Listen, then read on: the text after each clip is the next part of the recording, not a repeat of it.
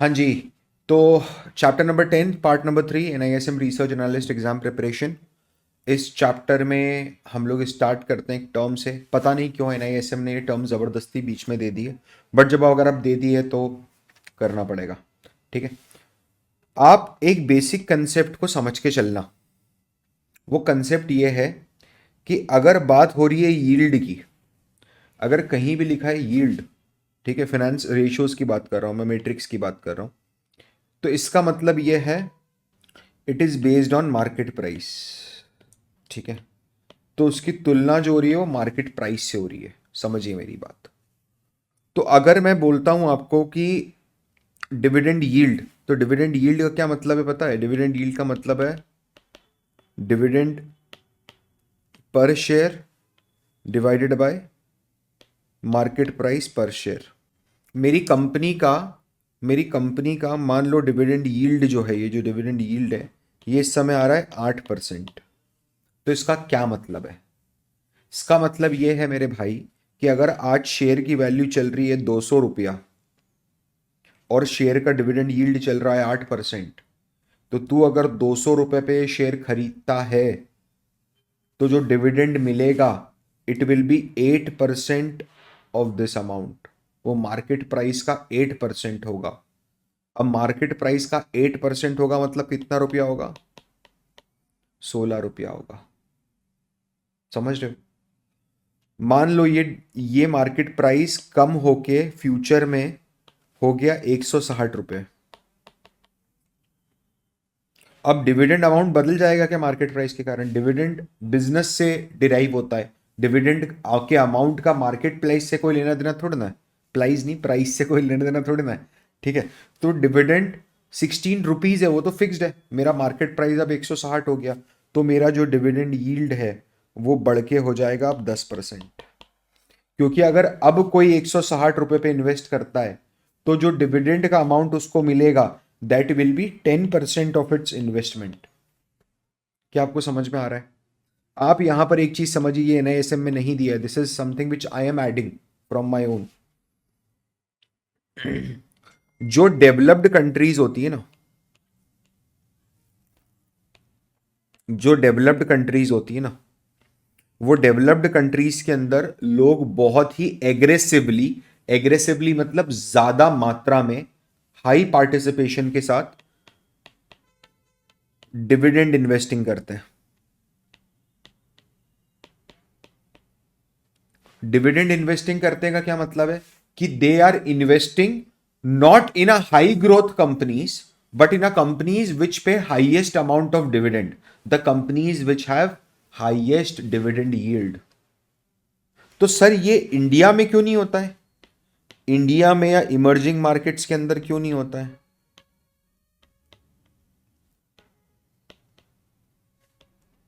पता है क्यों नहीं होता है? इसका रीजन ये है that we are high growing markets. अपन लोग हाई ग्रोइंग मार्केट है। तो रादर देन, अगर, क्योंकि समझना, हिंदुस्तान में क्या मेंटालिटी है किसी भी इमर्जिंग मार्केट में, फॉर बाय डिफॉल्ट क्या साइकोलॉजी होगी ह्यूमन की कि यार देखो मैं स्टॉक मार्केट में पैसा तो डाल ही रहा हूँ, तो मैं रिस्क तो ले ही रहा हूँ। ठीक है। तो यार मैं डिविडेंड के छुट्टू पुट्टू अमाउंट के लिए रिस्क क्यों लूँ? अगर मुझे रिस्क लेना ही है तो मैं कैपिटल अप्रिसिएशन के लिए रिस्क लेता हूँ ना। तो I invest in a company with a view कि यार ये पैसा मेरा डबल ट्रिपल हो जाएगा अगले 5 साल 10 साल में। 3 गुना पैसा इन 10 years is like very normal return. 10 साल में 3 गुना हुआ है, 5 साल में डबल हुआ है, तो it's a handsome return, good return, right? तो मैं यहां पर 5%, 10%, 15% के लिए क्यों खेलूं? लेकिन फिर भी अगर आपको ऐसा चुल है अंदर से कि मुझे तो इंडिया में डिविडेंड इन्वेस्टिंग करनी है, ठीक है, then you need to hold PSU stocks. अब ये तो मतलब आप, तो सर डिविडेंड इन्वेस्टिंग करने वाले को सिर्फ डिविडेंड मिलेगा क्या? नहीं, कैपिटल अप्रिसिएशन भी मिलेगा, but primary motive is to have a regular income through dividends. इसलिए यूएस में आप देखोगे, यूके में आप देखोगे, तो वहां पर क्वार्टरली बेसिस पे डिविडेंड डिस्ट्रीब्यूशन भी मैंडेटरी है। उनका ऐसा है भाई कि तूने इस क्वार्टर कितना पैसा कमाया, कमा लिया, टैक्स भी दे, सब करो, डिविडेंड भी हाथों हाथ बांट दे, अगले क्वार्टर में नई घोड़ी नया दाम। समझ में आ रहा है आपको? यही चीज समझ में आ रही है? अगर मैं आपको इसको प्रैक्टिकली दिखाना चाहूं तो मैं भी आपको दिखा देता हूं। देखिए इधर, ये स्क्रीनर है, normal, it's a normal screener. ठीक है, यहाँ पर मैं स्क्रीन पे जाता हूँ, मैं क्रिएट न्यू स्क्रीन पे जाता हूँ, क्रिएट न्यू स्क्रीन पे जाता हूँ और मैं सबसे पहले एक स्क्रीन लगाता हूँ कि जो मार्केट कैपिटलाइजेशन है वो, कंपनी का जो मार्केट कैपिटलाइजेशन है that should be minimum more than 1000 crore. मतलब मेरा ऐसा मानना है कि यार कंपनी, ऐसा ले लो, sales is more than 1000 crore, कि कंपनी की जो सेल्स है ना वो 1000 करोड़ से ऊपर होनी चाहिए। कोई भी बंदा जो 1000 करोड़ से कम का धंधा कर रहा है, I am not interested in that. ठीक है, डिविडेंड यील्ड, अब देखिए आप, dividend yield should be more than, से फॉर एग्जाम्पल अपन थोड़ा लिमिट करते हैं इसको तो 4%, कि 4% से ज़्यादा की डिविडेंड यील्ड होना चाहिए। एंड इस क्वेरी को मैंने रन करा तो मेरे को 15 रिजल्ट मिले।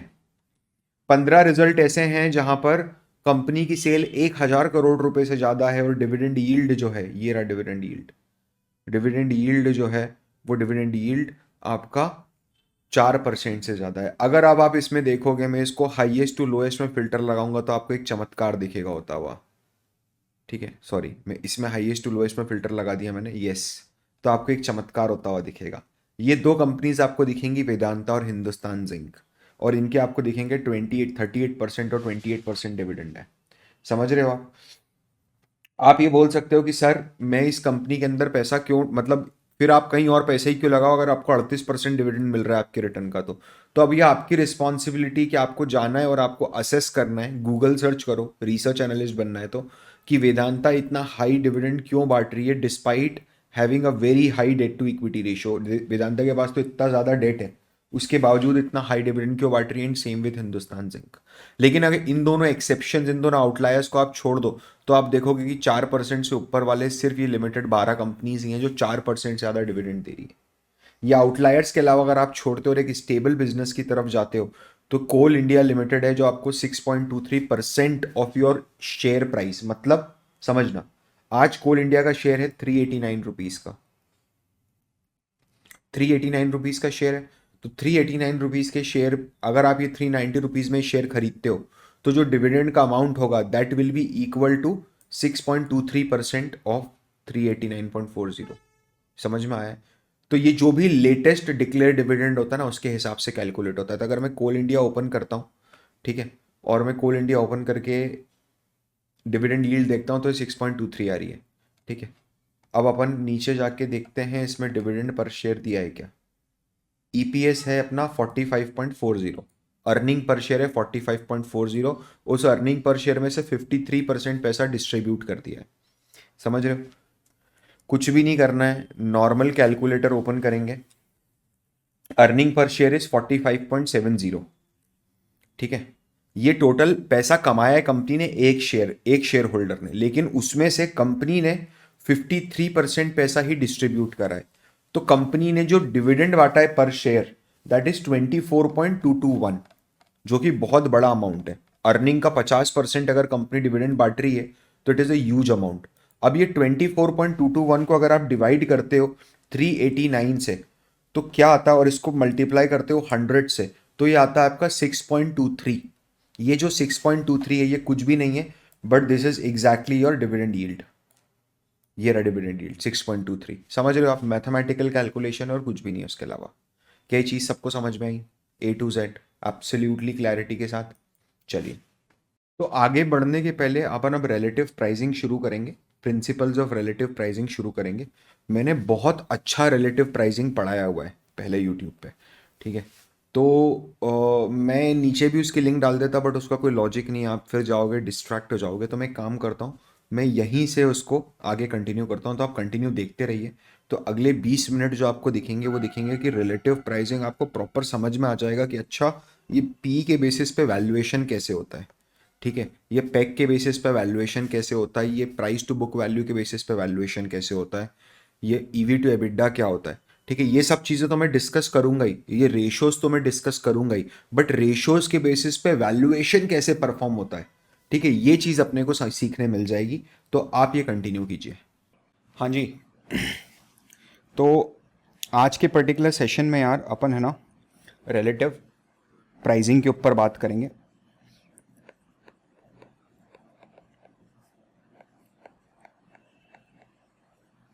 ठीक है, रिलेटिव प्राइसिंग के ऊपर बात करेंगे। सेशन स्लो ही होगा, मैं आराम से पढ़ाऊंगा, मैं पूरी जान लगा के पढ़ाऊंगा। आप लोग बस बैठ के आराम से सुनो। आपको 1x करना है, 2x करना है, 5x करना है, 10x करना है, जितने x करना है करो, मैं आराम से चलूंगा भाई। सिंपल सा लॉजिक है, ठीक है ना। प्लीज अंडरस्टैंड क्या होने वाला है, कैसे होने वाला है, ये समझना, ठीक है। रिलेटिव प्राइसिंग में अगर आप बात करते हो तो रिलेटिव प्राइसिंग जो है यूजुअली 2-3 कंपोनेंट्स इसमें निकल के आ सकते हैं। 2 ही रखते हैं अभी हाल फिलहाल के लिए। एक होता है आपका कॉम्पेरेबल कंपनीज, ठीक है, और एक होता है आपका कंपेरेबल ट्रांजैक्शंस।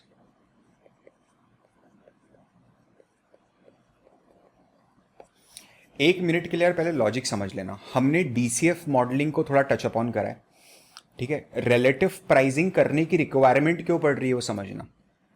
फॉर एग्जाम्पल मान लो आप जिस बिल्डिंग में रहते हो, जिस फ्लैट में रहते हो, जिस लोकेलिटी में रहते हो, आपको अपना घर सेल करना है।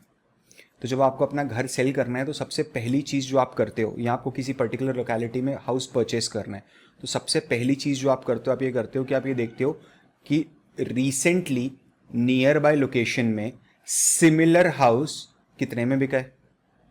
आप क्या करते हो, आप रिलेटिव बेसिस पे कि ये इतने में बिका है तो मेरा तो इतने में बिकी जाएगा, आप अपने घर का वैल्यू निकालने का कोशिश करते हो, ठीक है। यूजुअली मैंने इसको रिलेटिव वैल्यूएशन, आप देखोगे थंबनेल में लिखा होगा, बट यहां पर मैं रिलेटिव प्राइसिंग वर्ड यूज कर रहा हूं।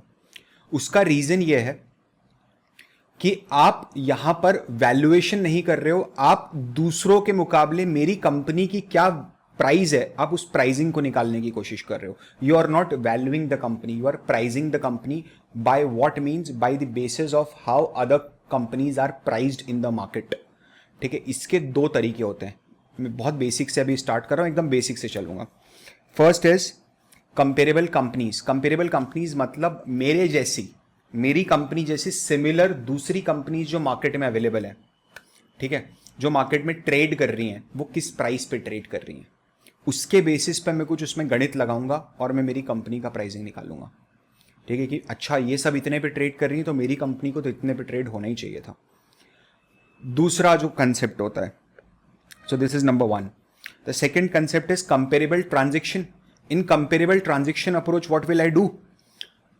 मैं देखूंगा कि जैसी कंपनी मेरी है ना, वैसी कंपनी प्रीवियसली कितने रुपए में बिक गई है, किस वैल्यू पे उसको खरीदा गया है। मतलब प्रीवियसली जो ट्रांजैक्शन हुआ है, जो मर्जर्स और एक्विजिशन का ट्रांजैक्शन हुआ है, उस ट्रांजैक्शन में मेरे जैसी कंपनी सेलर होना चाहिए, बायर नहीं, सेलर होना चाहिए, और वो कितने में बिकी है, ठीक है। ऐसे 4-5 ट्रांजैक्शंस का मैं एनालिसिस करूंगा, एंड जब वो मेरे को एनालिसिस मिल जाएगा, at that point of time मैं मेरी कंपनी की वैल्यू निकालने की कोशिश करूंगा। एक दिमाग में एक डाउट आया होगा कि जब हमारे पास डीसीएफ ऑलरेडी अवेलेबल है, ठीक है, when we have the DCF available, then what is the need of relative pricing. तो रिलेटिव प्राइसिंग क्यों, मैं उसका कारण बताता हूं आपको। रिलेटिव प्राइसिंग मेथडोलॉजी से आप हर उस असेट को वैल्यू कर सकते हो जो कैश जनरेटिंग नहीं है। डीसीएफ से आप सिर्फ उन्हीं असेट को वैल्यू कर सकते हो जो कैश जनरेटिंग है। That is number 1 reason. आप चाहो तो आप इसके नोट्स बनाओ, ठीक है, कोई प्रॉब्लम नहीं। आप एक काम करो, एक टास्क देता हूं, लगे तो वापस पुराना देखना, नॉर्मल A4 साइज पेपर के ऊपर इसके नोट्स बनाओ, ठीक है। ये होमवर्क ले लो आप मेरी तरफ से। नॉर्मल A4 साइज पेपर पे इस सेक्शन के नोट्स बनाओ, उसको गूगल ड्राइव में डालो, लिंक को सबके साथ शेयर विथ ऑल करो, और वो लिंक को है ना यहाँ पर पेस्ट करना, ठीक है। लिंक को आप यहाँ पर पेस्ट करना, जिसके भी नोट सबसे क्रिस्प लगेंगे ना, उससे मैं पर्सनली कॉन्टैक्ट करूँगा, बिलीव मी, ठीक है। Now please understand, please understand. Number 1, relative pricing can be used for asset that is not cash generating, जो कैश जनरेटिंग नहीं है। जैसे क्या सर, जैसे पेंटिंग, मोनालिसा की पेंटिंग है, मैं मोनालिसा की पेंटिंग का डीसीएफ कर सकता हूँ? बिल्कुल भी नहीं कर सकते हो, समझ रहे हो। आप समझो कोई आर्ग्यू कर सकता है कि सर मोनालिसा की पेंटिंग को देखने के लिए 1,000 लोग रोज आते हैं, हर आदमी 100 रुपए का टिकट देता है, तो 10,000 रुपए की, समझ लो that is not, you can not define the value of Mona Lisa, because Mona Lisa अगर आपको मैं बोलूंगा कि आप 10 करोड़ में लोगे क्या, ठीक है, it is worthless for you. But वही सेम चीज़ अगर मैं मुकेश अंबानी को बोलूंगा कि आप 10 करोड़ में मोनालिसा खरीदोगे क्या, वो बोलेगा हाँ खरीदेंगे, एंटीलिया में और 4 चांद लग जाएंगे, ठीक है, आई शो इट ऑफ। तो उसका value differs relatively from person to person. तू मैं और तू मेरे घर में मोनालिसा लगा देंगे, लोग आके बोलेंगे अच्छा डुप्लीकेट बनाया है, right, but same is not. और वो अंबानी डुप्लीकेट भी लगाएगा तो बोलेगा कि नहीं यार what a original piece, masterpiece, right. So एक तो ये चीज़ है। सर ऐसी दूसरी कौन सी असेट्स हैं जो कैश जनरेटिंग नहीं होती है, जिनका रिलेटिव प्राइसिंग निकाला जा सकता है? क्रिप्टो करेंसी ले लो, बहुत सारी असेट्स हैं। कोई भी ऐसी एसेट जहां पर कैश जनरेटिंग कैपेबिलिटी नहीं है उस असेट में, उसको अगर प्राइस करना है तो रिलेटिव प्राइसिंग से होगा। सेकंड, डीसीएफ जो होता है ना, डीसीएफ जो होता है ना, that is 100% based on number crutching. ये जो मैं सेशन ले रहा हूं ना, ये मैं एक्चुअल सेशन ले रहा हूं, जैसा सेशन में मेरे इलीट मेंटीज के साथ लेता हूँ। मैं इतने ही धीरे, इतने ही आराम से लेता हूँ। I am notoriously famous for very long sessions, ठीक है। आप कोशिश करना, आपको 100% समझ में आएगा। डीसीएफ में सर 100% नंबर क्रंचिंग होती है। नंबर क्रंचिंग होती है तो हाँ ठीक है, अच्छी बात है। तो क्या रिलेटिव प्राइसिंग में नहीं होती है? रिलेटिव प्राइसिंग में भी होती है, बट डीसीएफ एक चीज़ में पीछे रह जाता है। वो कौन सी चीज़ है जिसमें डीसीएफ पीछे रह जाता है? ठीक है, that is to incorporate the market mood. Sir DCF market mood को इनकॉर्पोरेट नहीं करता, वो चीज़ मेरे को रिलेटिव प्राइसिंग से मिल जाती है। रिलेटिव प्राइसिंग से मिल जाती है मतलब कैसे? अगर आज मैं एक एआई कंपनी, एक यूएस की, कोई इंडिया में तो अनफॉर्चुनेटली कोई एआई कंपनी लिस्टेड नहीं है, ठीक है, जो कोर डीप टेक में, लेकिन अगर मैं आज एक एआई कंपनी का वैल्यूएशन कर रहा हूँ तो डेफिनेटली हाई चांसेस है कि आज के टाइम वो लॉस मेकिंग कंपनी होगी। कोई प्रॉब्लम नहीं, एक अच्छी स्टोरी बना सकते हो आप, फ्यूचर में अच्छी ग्रोथ देके डीसीएफ से एक वैल्यू निकल जाएगी। लेकिन अगर आप देखोगे तो उसका वैल्यूएशन थ्रू डीसीएफ आज कम आएगा और आएगा ही आएगा। लेकिन आप दूसरे एआई स्टॉक्स के साथ अगर उसकी कंपैरिजन करते हो तो there is a good chance that you know it will come at par. आपका रिलेटिव कंपैरिजन होगा यार कि बाकी सारी एआई कंपनीज कितना कर रही हैं, उसके हिसाब से मेरा कितना है, ठीक है। तो डीसीएफ मार्केट मूड को केटर कभी नहीं कर पाता है। तीसरा, थर्ड थिंग जो डीसीएफ के साथ इशू आता है, वो इशू आता है कॉम्प्लेक्सिटी। डीसीएफ में इतना ज्यादा है समझने के लिए, इतना कुछ है समझने के लिए कि आप परेशान हो जाओगे उसको पढ़ पढ़ के। मतलब I am into this particular field for 5-7 years and still I am learning new every day when it comes to DCF, ठीक है। उसके वनस्पद, उसके अल्टरनेटिवली, नॉट वनस्पद, उसके अल्टरनेटिवली रिलेटिव प्राइसिंग में अगर आप देखोगे ना ब्रो, तो relative pricing it's very easy, it's very quick, ठीक है। तो चलो फटाफट स्टार्ट करते हैं।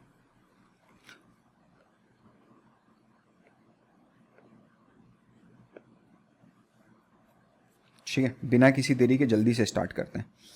हम जो हमारी सीरीज में सीखने वाले हैं वो हम सीखेंगे कंपेरेबल कंपनीज।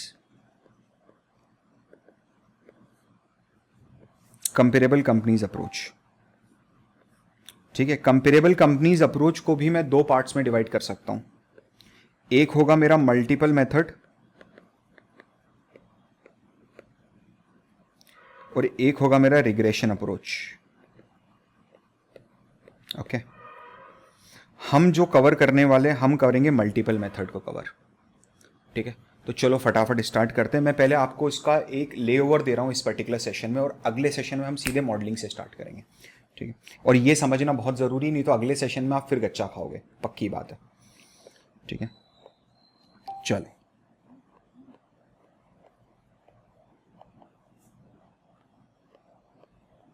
इसको मार्केट टर्म्स में कंपेरेबल कॉम्स भी बोला जाता है। इसको मार्केट टर्म्स में कंपेरेबल कॉम्स भी बोला जाता है, ठीक है। नाउ प्लीज अंडरस्टैंड, एक चीज समझिए और अच्छे से समझिए। कंपेरेबल कंपनी में मैं 3 या 4 टास्क करूंगा, ठीक है। मैं एक एक करके आपको टास्क का ओवरव्यू दे रहा हूं। Task 1, my task 1 be identify comparable universe, ये मेरा पहला टास्क है।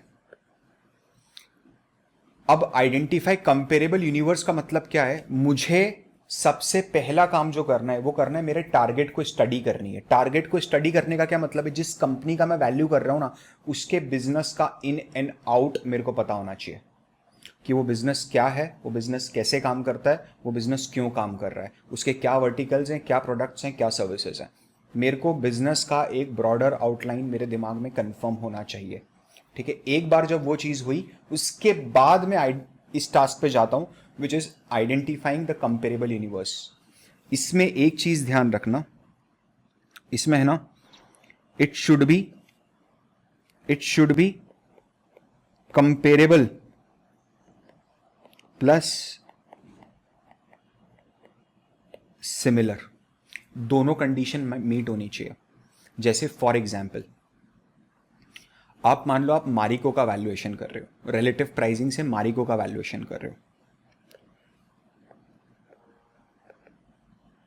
मारिको का वैल्यूएशन कर रहे हो। आपने देखा कि यार मारिको का मेन बिजनेस क्या है? वैसे तो मारिको बहुत सारे बिजनेस में, आपको पता होगा जो सफोला कंपनी है वो भी मारिको की, तो मारिको एडिबल ऑयल में भी है, मारिको ओट्स में सबसे बड़ा मार्केट प्लेयर है आज के टाइम मार्केट में। ठीक है, बट मुझे पता है कि जो मारिको है, ठीक है, मारिको सबसे ज़्यादा प्रोमिनेंटली जाना जाता है पैराशूट हेयर ऑयल के लिए। तो मैं कोशिश करूंगा कि मैं ऐसी कंपनीज को आइडेंटिफाई करूं जो हेयर ऑयल बनाती है, whether it is a coconut oil और नॉट, डज नॉट मैटर। ठीक है, तो आपने क्या करा, आपने 4-5 कंपनीज, 2-3 कंपनीज आपने ढूंढ के निकाली।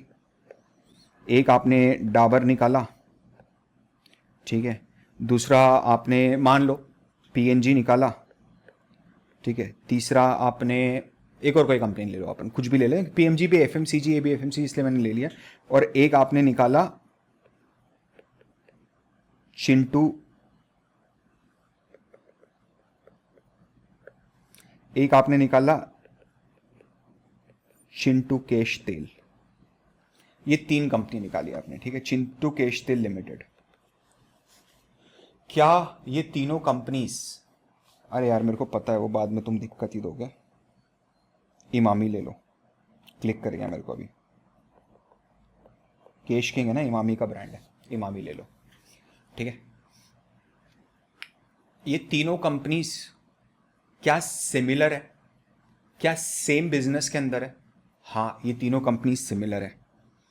ठीक है, ये जो तीनों कंपनीज हैं, these are similar to Marico.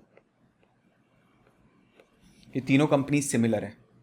ठीक है, बट क्या ये तीनों कंपनीज कंपेरेबल है? आप सोच के देखो, क्या मारिको को आप डाबर के साथ कंपेयर कर सकते हो? हाँ कर सकते हो, दोनों का बिजनेस ऑलमोस्ट सिमिलर है, scale of business is also same. क्या मारिको को आप इमामी के साथ कंपेयर कर सकते हो? बिल्कुल कर सकते हैं सर, क्योंकि दोनों का scale of business is same, दोनों सेम बिजनेस में। क्या मारिको को आप चिंटू केश तेल प्राइवेट लिमिटेड या लिमिटेड के साथ कंपेयर कर सकते हो? Sorry for the name, but वही याद आया, चिंटू केश तेल। ठीक है, नहीं, मैं नहीं कर सकता। Even though they are in the similar business, but they are not comparable. ठीक है, आप मेरे को एक बात बताओ, एक और कंपनी ले लो, मान लो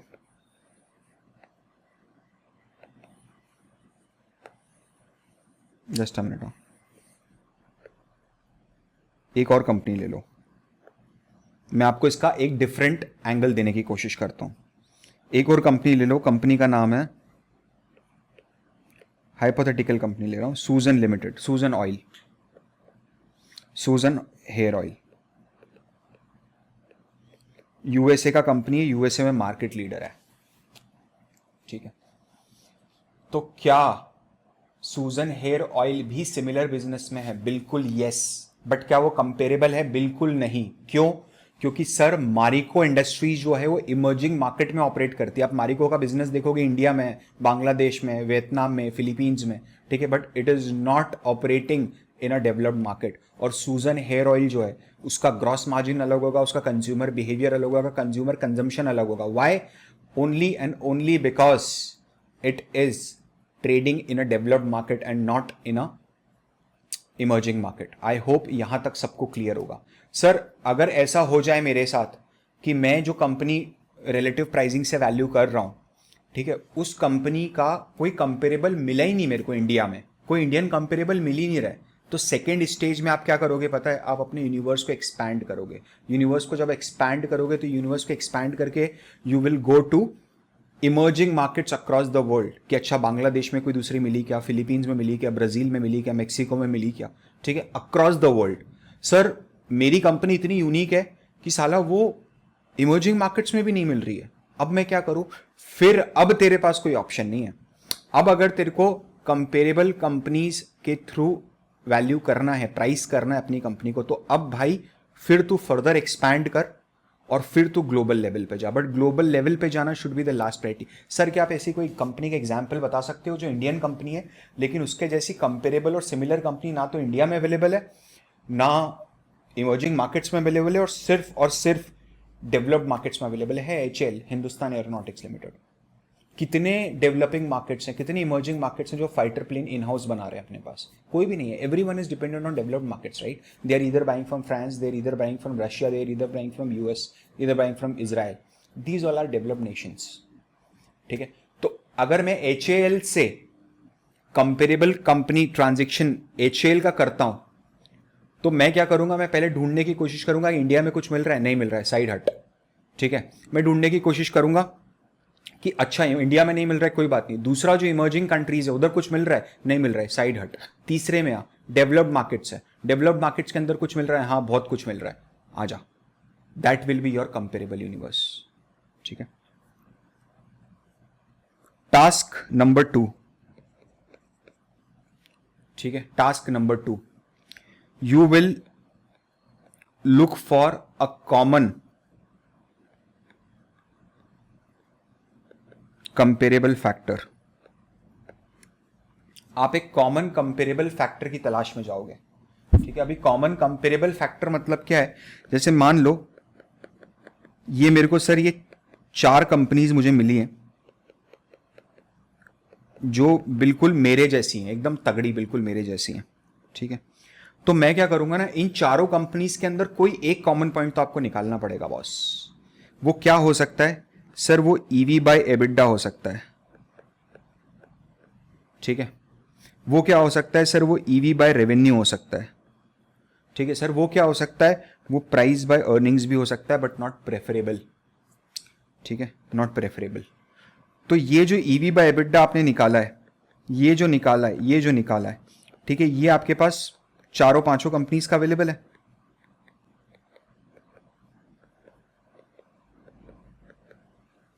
ठीक है?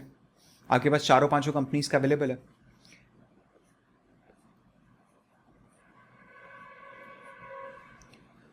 ये EV बाय EBITDA का आप यहां पर लोगे मीडियन। एवरेज क्यों नहीं लेंगे, मीडियन क्यों लेंगे, 25th परसेंटाइल क्यों नहीं लेंगे, 75th परसेंटाइल क्यों नहीं लेंगे? कल मॉडलिंग के सेशन में डिटेल में डिस्कशन करेंगे, ठीक है? जस्ट इन केस सर अगर कोई EV बाय EBITDA स्क्यूड आ जाता है तो क्या करना है, सब कुछ कल डिस्कस करेंगे। आज सिर्फ कंसेप्ट समझ लो, कल मतलब नेक्स्ट सेशन में डिस्कस करेंगे, संडे को आ जाएगा अभी, ठीक है? ऑलरेडी रिकॉर्डेड है, कोई टेंशन मत लो उसका, मतलब अभी कर रहा हूँ इसके जस्ट बाद, ठीक है? मेरा मीडियन निकला, ठीक है? मेरा मीडियन मान लो जो EV बाय EBITDA आया है वो 4.5x आया है, एग्जाम्पल मान लो। जो EV बाय रेवेन्यू आया है वो 6x आया है, और जो PE रेशियो आया है, PE रेशियो से फॉर एग्जाम्पल 15x आया है, ठीक है? अब मैं क्या करूंगा ना, अब टास्क 3 जो मेन टास्क है, प्राइस द टारगेट को प्राइस करो। टारगेट को प्राइस करने का क्या मतलब है? हम देखेंगे आवर EBITDA, हमारा EBITDA कितना है, तो our EBITDA is say for example 200 million, ठीक है? कंपेरेबल कंपनी का EV बाय EBITDA कितना था?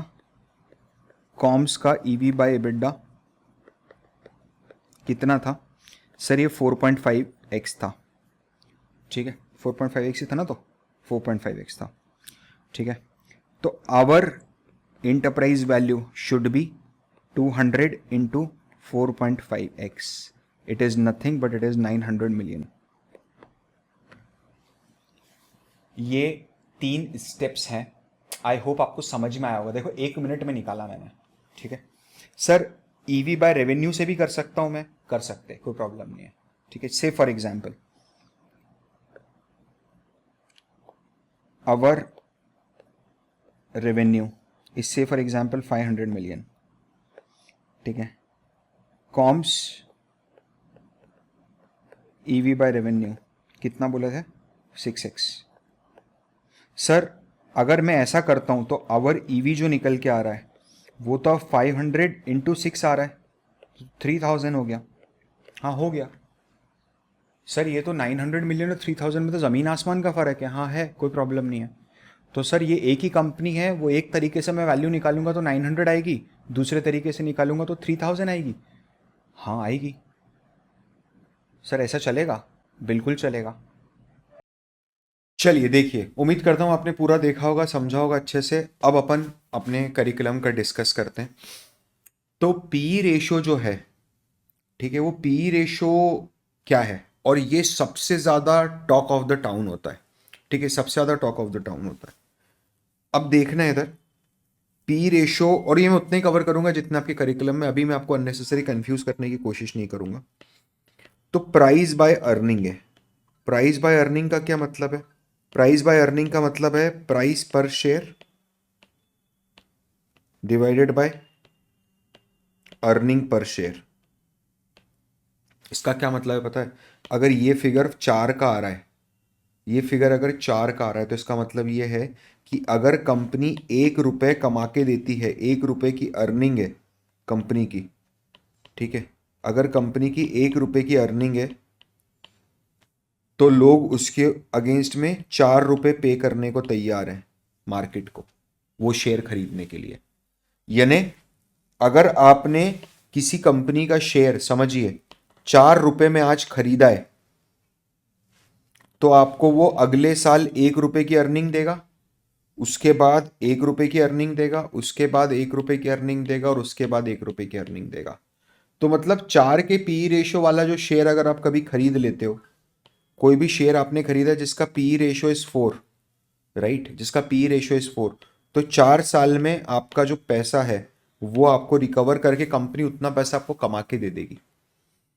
तो ये जो है ना, ये मेट्रिक जो है ना, ये असेस करा जाता है, ये यूज करा जाता है असेस करने के लिए कि कंपनी का स्टॉक कितना ज़्यादा एक्सपेंसिव है मार्केट में, कि लोग कितना ज़्यादा पैसा देने को तैयार है, या फिर लोग कितना कम पैसा देने को तैयार है। अगर मैं आपको 1 मिनट के लिए फिर से स्क्रीन पे लेके जाऊं और अपन यहाँ पर इस क्वेरी के रिजल्ट में देखें, तो जो भी क्वेरी अपन ने रन करी थी, ठीक है, उसके रिजल्ट में देखें, तो आप देखोगे अगर मैं पी रेशो के हिसाब से इसका फिल्टरिंग करता हूँ, तो स्वराज इंजन जो है उसके लिए लोग 20 का पी देने को तैयार है। 20 का पी मतलब स्वराज इंजन अगर 1 रुपया कमा रहा है तो लोग उसके लिए 20 रुपये तक देने को तैयार हैं। एक बार चेक करके देखें, चेक करके देखते हैं। Swaraj engine current market price is 2265, और करंट अर्निंग पर शेयर कितना है कंपनी का? कुल अर्निंग 31 रुपीज़, ठीक है, 31 रुपीज़ है, और 2265 है। लेट्स सी, तो मैं करता हूँ 2265 डिवाइडेड बाय 31 रुपीज़, तो आप देखोगे 73, जस्ट अ मिनट, स्टॉक का पी इज 20, मैंने क्वार्टरली देख लिया figure, so sorry, my bad, I have seen the quarterly numbers. मैंने ये 31 जो देखा ना, that is from the quarterly result, आपको तो एनुअल रिजल्ट से कंपेयर करना है। तो 110 रुपये की अर्निंग है, ठीक है, 110 रुपये की अर्निंग है कंपनी की, और इस समय कंपनी का जो रिजल्ट है वो 2265 का करंट मार्केट प्राइस चल रहा है, उसके अगेंस्ट 110 की अर्निंग है, तो 20.59, 20.60 का पी रेशो चल रहा है, तो उतना ही है लगभग, ठीक है। आप दूसरी कंपनीज देखोगे तो ये देखो, आप बीपीसीएल है, भारत पेट्रोलियम कॉर्पोरेशन लिमिटेड, उसका पी रेशो 3.5 चल रहा है। तो इसका ये मतलब नहीं कि आप भारत पेट्रोलियम को स्वराज इंजन से कंपेयर करो, कारण क्या है कि इनके बिजनेस का नेचर अलग है। Just focus on these 3 numbers, just focus on these 3 companies: oil india, ONGC and BPCL. all 3 companies are oil companies, and इन तीनों का जो रेशो, इन तीनों में सबसे सस्ती कंपनी BPCL है। आप ऐसा बोलोगे क्यों? क्योंकि इस BPCL का ratio, B ratio is lowest. ये बिल्कुल बेसिक अंडरस्टैंडिंग है। इसके अलावा प्राइस टू अर्निंग रेशो जो होता है, price to earning PE ratio जो होता है, इसके बहुत सारे एडवांटेजेस डिसएडवांटेजेस हैं। वो आप कभी और इन डेप्थ रीडिंग अगर करेंगे, कभी आप और इन डेप्थ अंडरस्टैंडिंग लेने की कोशिश करेंगे, तो आपको डेफिनेटली समझ में आएगा, ठीक है। चलिए जैसे प्राइस टू अर्निंग रेशो होता है, तो देखना, एक कंपनी है कंपनी ए और एक कंपनी है कंपनी बी। कंपनी ए का जो पीई रेशो है, ठीक है, मान लो कंपनी का पी रेशो 20 है और कंपनी बी का पी रेशो 10 है। तो आप देख के क्या बोल दोगे बाय डिफॉल्ट, पता है? आप देख के बोल दोगे कि यार कंपनी बी जो है वो, और दोनों same same nature of business में, दोनों सीमेंट कंपनीज ऐसा मान लो, एक मिनट के लिए, तो आप तुरंत आंखों से देख के बोलोगे कि सर जैसा आपने अभी हमको बताया, तो उसके हिसाब से कंपनी बी जो है वो सस्ती कंपनी है और कंपनी ए महंगी कंपनी है। क्यों? क्योंकि कंपनी बी के लिए अभी मार्केट सिर्फ 10 रुपये दे रही है और कंपनी बी उनको 1 रुपये कमा के दे रही है।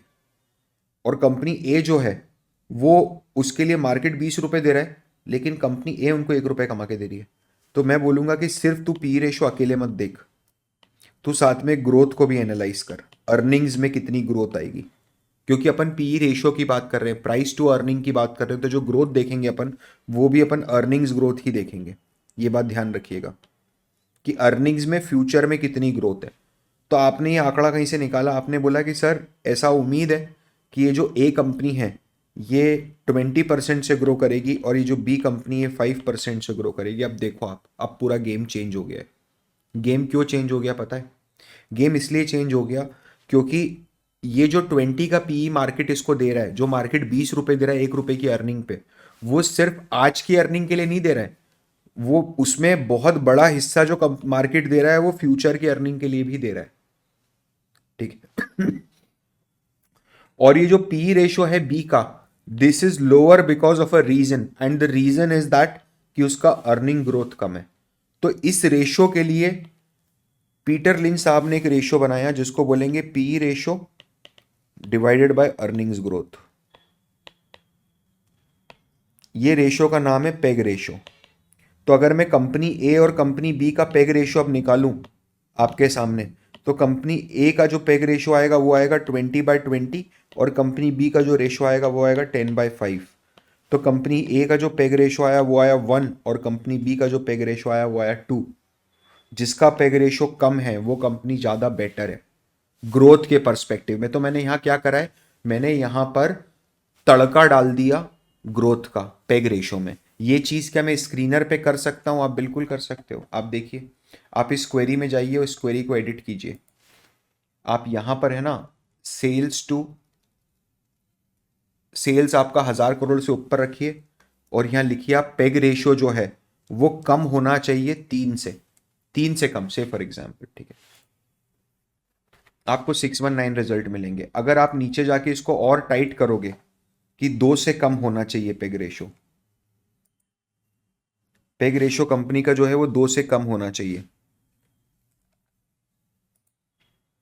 तो आपको 528 रिजल्ट मिलेंगे। अगर आप टाइप करोगे कि पेग रेशियो तो साला 1 से कम होना चाहिए, बहुत एग्रेसिव ग्रोथ वाली कंपनीज है जो सस्ते पे मिल रही हैं इस पॉइंट ऑफ टाइम पर, तो ये आपको मिल जाएगा। ठीक है, उसमें भी आप देखोगे तो आपको 368 रिजल्ट्स आए। ठीक है, अब इसमें क्या है, इसमें पेग रेशियो नेगेटिव है, तो इसमें नेगेटिव कंपनीज को हटा दो and peg ratio should be more than 0। तो 0 से 1 के बीच में होना चाहिए। अब रिजल्ट चलाओ तो 236 कंपनीज हैं। ये सारी वो कंपनीज हैं जिनमें फ्यूचर पोटेंशियल ग्रोथ बहुत ज़्यादा है, ठीक है, लेकिन इस समय उसका पीई बहुत कम पे ट्रेड कर रहा है। जैसे केपीआईटी टेक्नोलॉजी अगर आप देखोगे तो 1400 रुपये पे कंपनी का शेयर प्राइस। आप बोलोगे कि सर क्या बात कर रहे हो, मार्केट में शेयर प्राइस देखो, शेयर प्राइस तो टना हुआ है। ठीक है, आप पीई देखोगे तो पीई भी ऑलमोस्ट पुराने पीई को ब्रेक करने के इरादे से है, लेकिन जो कंपनी की ग्रोथ है, जो फ्यूचर में कंपनी का ग्रोथ प्रोजेक्शन है, दैट इज वे हायर। देखिए केपीआईटी का पैग कितना है, 0.24 है, तो 0.24 का तो पैग हो गया। उसके अगेंस्ट में पी रेशो कितना है केपीआईटी का, तो केपीआईटी का पी रेशो 79.4 है। तो 0.24 is equals to 79.4 divided by growth. ठीक है, तो अगर मेरे को ग्रोथ निकालनी है तो 79.4 डिवाइडेड बाई 0.24 में अगर करूंगा तो 330% की ग्रोथ आएगी, तब जस्टिफाइड है पी कंपनी का। क्या कंपनी इतनी ग्रोथ दे पा रही है? नहीं दे पा रही है, तो पेग बेकार है। ठीक है, again you should not go blindly on the calculation of screener, rather आप अपना खुद का कैलकुलेशन भी कर सकते हो। आपको पता चल सकता है कि कंपनी कितनी ग्रोथ प्रोजेक्ट कर रही है। यूजुअली इक्विटी रिसर्च रिपोर्ट्स में दिया होता है। ठीक है, यूजुअली दिया होता है, आपको पता चल जाएगा कंपनी की अर्निंग ग्रोथ क्या आ रही है, मिनिमम उतना तो पता चल ही जाएगा फॉर श्योर। ठीक है। Price to book value, price to book, अच्छा बुक वैल्यू का क्या मतलब होता है? तो बुक वैल्यू का मतलब ये होता है, एक मिनट समझना, बुक वैल्यू का मतलब होता है असेट्स माइनस लाइबिलिटीज, मेरी कितनी औकात है। अगर आज मैं बिजनेस को वाइंड अप करता हूँ, ठीक है, तो मैं कितना पैसा घर लेके जा सकता हूँ। अब एक समझना, एक कंपनी है, मैन्युफैक्चरिंग कंपनी एल उसने आज से 25-50 साल पहले मुंबई के अंदर एक बिल्डिंग बनाई थी। उस समय उसकी कॉस्ट 2 करोड़ रुपए थी। वो 2 करोड़ रुपए की कॉस्ट कम होते डेप्रिसिएशन लगते लगते लगते लगते 70 लाख रुपए रह गई है। तो उसकी बैलेंस शीट में तो 70 लाख रुपए की कीमत पे खड़ा है। समझ रहे हो आप? वो तो 70 लाख रुपए की कीमत पे खड़ा है। तो आप क्या करोगे? तो क्या 70 लाख असेट की बुक वैल्यू लेंगे क्या? बिल्कुल भी नहीं। समझना, प्राइस टू बुक वैल्यू जो होगा वो मार्केट प्राइस पे होगा। लेकिन समझिए, बुक वैल्यू किन कंपनीज के लिए ज्यादा सिग्निफिकेंट होती है? जिनकी बुक्स से वो धंधा करती हैं। ऐसी कौन सी कंपनीज है? तो ये कंपनीज है फाइनेंशियल सर्विस कंपनीज। जितने भी बैंक होते हैं ना, उनमें analysis of their books, analysis of their assets, assets मतलब द लोन्स गिवन। इसीलिए आप देखोगे तो growth in book, growth in loan book जो होता है ना, that is one of the most important parameter जो एक रिजल्ट के अंदर देखा जाता है कि लोन बुक में कितनी ग्रोथ है। और फिर वो ग्रोथ, जो लोन बुक की ग्रोथ है, वो रिटेल में कितनी है और वो होलसेल में कितनी ग्रोथ है, कॉर्पोरेट ग्रोथ कितनी है। तो प्राइस टू बुक वैल्यू का क्या मतलब है? 1 रुपए की बुक वैल्यू के अगेंस्ट में मार्केट कितने रुपए का प्राइस देने तैयार है। ऐसा नहीं बोल रहा हूं मैं कि फाइनेंशियल सर्विसेज कंपनीज के अलावा और किसी कंपनी में ये ग्रोथ निकल नहीं सकती है, price to book value ratio निकल नहीं सकता है, but it is more relevant for banks and NBFCs and cooperative banks as compare to any other manufacturing company और a software company. I hope ये समझ में आया होगा। सिमिलरली ईवी टू एबिडा जो है वो क्या होगा पता है? Enterprise value, enterprise value divided by EBITDA. अब इधर देखना, ये क्या है पता है? ये है वैल्यू ऑफ होल बिजनेस, ये पूरे बिजनेस का वैल्यू है। और ये क्या है पता है? ये है अर्निंग ऑफ होल बिजनेस। ठीक है, इसको मैंने पहले भी अभी डिस्कस किया हुआ है आप लोगों के साथ। ठीक है, ये दोनों सेम होना चाहिए, मतलब ये वाला इक्विटी वैल्यू बाय एबिडा नहीं हो सकता कभी भी, ये बात ध्यान रखना। इसका क्या मतलब है कि 1 रुपए का एबिडा जो कंपनी कमा रही है, उसके अगेंस्ट में कंपनी कितना वैल्यू जनरेट कर रही है अपने बिजनेस में। ठीक है, उस कंपनी का कितना वैल्यूएशन बन रहा है उस 1 रुपए के एबिडा की अर्निंग से। ठीक है। ईवी टू सेल्स, ये किन कंपनीज के लिए होता है? जिनकी प्रॉफिटेबिलिटी नेगेटिव होती है, जो नेगेटिव प्रॉफिट की कंपनी है, जिनका एबिडा नेगेटिव है।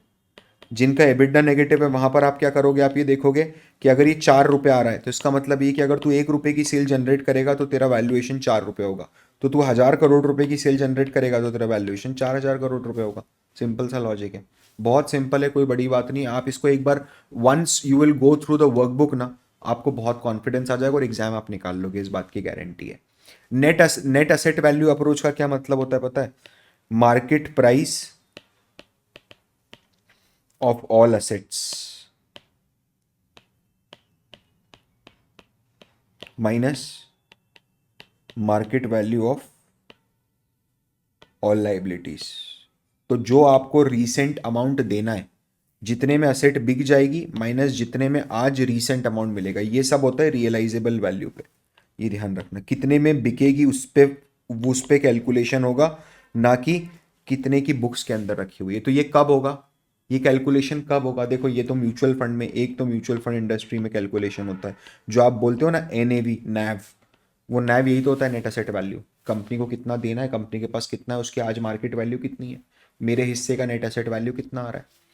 दूसरा ये कब यूज होगा पता है? दूसरा ये यूज होगा जब कंपनी के लिक्विडेशन का समय आ चुका होगा, कि कंपनी अब लिक्विडेट हो रही है और अब शेयर होल्डर्स को पैसा बांटना है। तो शेयर होल्डर्स को पैसा बांटना है तो कैसे बटेगा शेयर होल्डर्स को पैसा? जितनी कंपनी की जो भी एसेट है उनको आज बेच दो, नीलामी कर दो उनकी, तो वो बिक गई। जितने लोगों को लोन देना है उन लोगों को लोन दे दो, एम्प्लॉयज को उसका पैसा लौटा दो, डेटर्स को पैसा लौटा दो, बैंक को पैसा लौटा दो, सबको लौटा दिया। सप्लाई सॉरी क्रेडिटर्स को पैसा लौटा दो, बैंक को लौटा दो, सबको लौटा दिया। जो बचा वो कंपनी की नेट एसेट वैल्यू है। अब जितनी वैल्यू आई है उसको जितने नंबर ऑफ शेयर होल्डर्स उसमें इक्वल डिवाइड कर दो, अगर कोई प्रेफरेंस ना हो तो। अगर प्रेफरेंस शेयर होल्डर है तो पहले उनको क्लियर करो, उसके बाद जो अमाउंट बचेगा वो कॉमन इक्विटी शेयर होल्डर्स में बटेगा। कॉमन इक्विटी शेयर होल्डर में भी अगर क्लास बनी हुई है कि ये क्लास ए वाले शेयर हैं, क्लास बी वाले शेयर हैं, क्लास सी वाले शेयर है, तो जिस ऑर्डर में है उस ऑर्डर के अंदर ही वो माल बटेगा। इसको पारी पासु बोलते हैं। पारी पासु मतलब जिस ऑर्डर के अंदर खड़े हैं उस ऑर्डर के अंदर माल बटेगा। ठीक है। एसओटीपी वैल्यूएशन का क्या मतलब होता है पता है? देखो, आईटीसी को अगर वैल्यू करना है तो आईटीसी को वैल्यू करने के दो तरीके हैं। या तो मैं आईटीसी का कैश फ्लो लूं और उससे वैल्यू निकालूं, और आईटीसी का रिस्क लूं और आईटीसी की ग्रोथ लूं। Overall average, on an average, सब कुछ ऑन एन एवरेज चलेगा। लेकिन ये है ना, ये आपको ट्रू रिफ्लेक्शन नहीं दे पाएगा। कारण क्या है पता है? हो सकता है आईटीसी पेपर सेक्टर में बहुत ज्यादा एग्रेसिव हो, ठीक है। हो सकता है इस समय जो सिगरेट से ग्रोथ आ रही हो, फ्यूचर में सिगरेट से ग्रोथ ना है। तो आप क्या करोगे? आप आईटीसी के अलग अलग बिजनेसेस को पहले आइडेंटिफाई करोगे। जैसे टोबैको का बिजनेस है, जैसे होटल का बिजनेस है, ठीक है, जैसे एफएमसीजी का बिजनेस है, ठीक है, जैसे टेक का बिजनेस है, और जैसे पेपर का बिजनेस है। तो मान लो आपने टॉप बड़े बिजनेस जो 95%, एक फिगर है, 95% रेवेन्यू में कंट्रीब्यूट करते हैं, आपने उन बिजनेसेस को आइडेंटिफाई करा। ये हर कंपनी अलग अलग है। आईटीसी होटल्स लिमिटेड अलग है, आईटीसी कंज्यूमर लिमिटेड अलग है, आईटीसी इन्फोटेक अलग है, आईटीसी पेपर अलग है। हर कंपनी का आप इंडिविजुअल कैश फ्लो लोगे, इंडिविजुअल कैश फ्लो लोगे, हर कंपनी की आप इंडिविजुअल रिस्क लोगे, और हर कंपनी की आप इंडिविजुअल ग्रोथ लोगे। ठीक है। और ऐसा करने के बाद हर कंपनी का आपको इंडिविजुअल वैल्यूएशन आएगा। इस इंडिविजुअल वैल्यूएशन को जब आप प्लस करोगे तो जो वैल्यूएशन आपके सामने आएगा वो आईटीसी का एसओटीपी वैल्यूएशन होगा, सम ऑफ द पार्ट वैल्यूएशन। कि अपन ने पहले अलग अलग पार्ट्स के अंदर बिजनेस को बांटा, हर पार्ट का वैल्यूएशन करा अलग अलग इंडिविजुअली, उनके रिस्क प्रोफाइल, उनकी ग्रोथ प्रोफाइल के हिसाब से, और उनका अपन ने सम कर दिया। जो भी नए एज बिजनेसेस हैं, यहां पर क्या होता है? अब जैसे फॉर एग्जांपल मान लो कोई भी नया स्टार्टअप है, जैसे स्टेज करके एक स्टार्टअप है, ठीक है, जो नेटफ्लिक्स का कॉम्पिटिटर है, रीजनल प्लेयर है। इसको बोल दो आप रीजनल नेटफ्लिक्स, है ना, रीजनल नेटफ्लिक्स है वो। तो स्टेज के पास इस समय रेवेन्यू तो जीरो है, कोई रेवेन्यू नहीं है। स्टेज तो फ्री में काम कर रहा है, समझना। अभी तो पेड भी नहीं हुआ, ऐसा मान लो एक मिनट के लिए कि अभी तो फ्री में ही लोग आके देख रहे हैं। अब स्टेज को फंडिंग उठानी है तो स्टेज अपनी वैल्यूएशन कैसे निकालेगा? ना तो उसने आज तक 1 रुपया किसी से चार्ज करा है, ना किसी ने आज तक उसको 1 रुपया दिया है। तो अब स्टेज की वैल्यू निकलेगी, पता है कैसे निकलेगी? स्टेज की वैल्यू निकलेगी पर एक्टिव यूजर के बेसिस पे, ठीक है। स्टेज की वैल्यू निकलेगी MAU के बेसिस पे, मंथली एक्टिव यूजर के बेसिस पे, क्योंकि यूजर बेस जो है वो डिराइव कर रहा है। इसकी वैल्यू निकलेगी वॉच आवर्स के बेसिस पे, कि कितने ज्यादा घंटे लोग देख रहे हैं, कितने मिलियन कितने बिलियन वॉच आवर्स हैं आपके। क्योंकि हम देखते हैं ऑन एन अप्रोक्सीमेटली, अगर आपके जैसा कोई छोटा स्ट्रीमिंग प्लेटफॉर्म है, VC कैसे बात करता है, वेंचर कैपिटल कैसे बात करेगा, ठीक, कैपिटलिस्ट कैसे बात करेगा, कि हम देखते हैं भैया कि आपके जैसा अगर कोई रीजनल प्लेटफॉर्म है और उसके अगर 1 मिलियन MAU है, MAU मतलब monthly active user, monthly active user मतलब ऐसे यूजर जो महीने में एक बार तो ऐप ओपन कर ही लेते हैं, वो अगर 1 मिलियन है तो उसको यार $70 मिलियन की होल्ड फंडिंग मिली हुई है, वैल्यूएशन मिला हुआ है। तो इसका मतलब ये है कि अगर आपके आपके 10 मिलियन है तो आपको 10 × 70, हम आपको 700 मिलियन का वैल्यूएशन दे सकते हैं। तो न्यू एज बिजनेसेस जो है ना वो इस तरह से डिफाइन होते हैं, उनमें रेशियो ट्वीक हो जाता है। आप अपनी वर्कबुक में पढ़ोगे तो आपको और डेप्थ में समझ में आएगा, ठीक है। इसमें यार एक बात बहुत इंपॉर्टेंट है और वो ध्यान रखने वाली बात है कि जो भी वैल्यूएशन आप करोगे ना उसमें हमेशा प्रिसीजन की कमी होगी। मतलब आप छाती ठोक के नहीं बोल सकते कि मेरा वैल्यूएशन एक्यूरेट है। क्यों? क्योंकि वैल्यूएशन करने में आप बहुत सारे अजम्पशंस लगाते हो, रिस्क कैलकुलेट करने में आप बहुत सारे अजम्पशंस लगाते हो, कैश फ्लो के कैलकुलेशन में आप बहुत सारे डिस्क्रिशन को यूज करते हो, ठीक है। तो यू कैन नॉट से ऑलवेज कि यार जो मैंने कर दिया वो सटीक है, उसमें always there'll be scope of improvement. Nobody can say कि मेरा वैल्यूएशन 100% एक्यूरेट है और जो हमने कर दिया वो पत्थर की लकीर है और ये तो होना ही होना है, ठीक है। And valuation can never be static. Valuation can never be static मतलब कि मैंने अगर आज KPIT टेक्नोलॉजी का वैल्यूएशन करा से फॉर एग्जांपल, और उसका वैल्यूएशन आ रहा है 25,000 करोड़ रुपए, तो इसका ये मतलब नहीं कि वो जन्मों जन्मांतर तक वो वैल्यूएशन 25,000 करोड़ ही रहेगा। कंपनी ने कोई नया अनाउंसमेंट करा, कोई नया प्रोडक्ट आया, कंपनी का ग्रोथ कंपनी ने ज्यादा पोस्ट कर दी, तो वैल्यूएशन तुरंत चेंज हो जाएगा। तो जो वैल्यूएशन होगा ना वो बिजनेस जैसे जैसे इवॉल्व होता जाएगा, जैसे जैसे बिजनेस में स्टोरी इवॉल्व होती जाएगी तो कंपनी का वैल्यूएशन भी इवॉल्व होता जाएगा, ठीक है। और आपको एक बात बहुत इंपॉर्टेंट ध्यान रखनी है, जो भी कंपनी का वैल्यूएशन होता है उसमें दो हिस्से होते हैं। एक होता है कि कंपनी के पास आज कितनी एसेट है, और एक होता है कंपनी फ्यूचर में कितना पैसा कमा सकती है, ठीक है। तो वैल्यूएशन में दो एस्पेक्ट है, क्योंकि फ्यूचर ग्रोथ भी तो इंक्लूड होती है ना, ठीक है। और आज के एसेट वो कैसे आप कैलकुलेट कर रहे हो, वो आपने कितना कैश फ्लो जनरेट करा आपने आज, दैट इज आज की एसेट। तो अगर आपकी फ्यूचर में अर्निंग पोटेंशियल कंपनी की ज्यादा है तो उसके वैल्यूएशन में जो मैक्सिमम पोर्शन रहेगा ना, that is because of that higher earning, right. And उसकी बुक वैल्यू की इंपॉर्टेंस बहुत कम रहेगी, उसके वैल्यूएशन में बुक वैल्यू कम रहेगी, और अर्निंग पोटेंशियल के कारण derive source of value will be earning potential. अगर किसी कंपनी का अर्निंग पोटेंशियल कम है तो उसका सोर्स ऑफ वैल्यू बनेगा बुक वैल्यू। उस रेशो में बुक, उस केस में बुक वैल्यू बहुत इंपॉर्टेंट हो जाएगा, ठीक है। आई होप आप लोगों को अभी तक सब कुछ समझ में आया होगा, एंड आई फील कि अगर आप लोग मेहनत करके मन लगा के स्टडीज करोगे तो हो जाएगा, ठीक है। अपन लोग बहुत जल्दी ही एक नया कोहर्ट लॉन्च करेंगे, मैं आप लोगों को इन्फॉर्म करूंगा। बाकी आप लोगों को अभी तक मेरा कैसा लगा, आप प्लीज़ काम बहुत अच्छा लगा हो तो कमेंट में लिख के बताना, नहीं अच्छा लगा हो तो गाली दे देना, कोई बड़ी बात नहीं है, ठीक है, खाने ही बैठे हैं। इसके अलावा आपसे और क्या डिस्कस करना है, वर्कबुक बहुत अच्छे से पढ़ना, ये देखने के बाद एक बार वर्कबुक पढ़ोगे तो बहुत ईजी हो जाएगा, 2-3 बार वर्कबुक पढ़ना, ठीक है। अपने नोट्स हैं वो नोट्स से रिवाइज करना, उस नोट्स में अगर और ऐड ऑन कर सकते हो तो और ऐड ऑन कर लेना, और Q&A भी सॉल्व करना। NISM का एग्ज़ाम दे के आना, और अगर पास हो जाओ तो ज़रूर मुझे बताना, ठीक है। This is Parth Verma signing off, bye bye.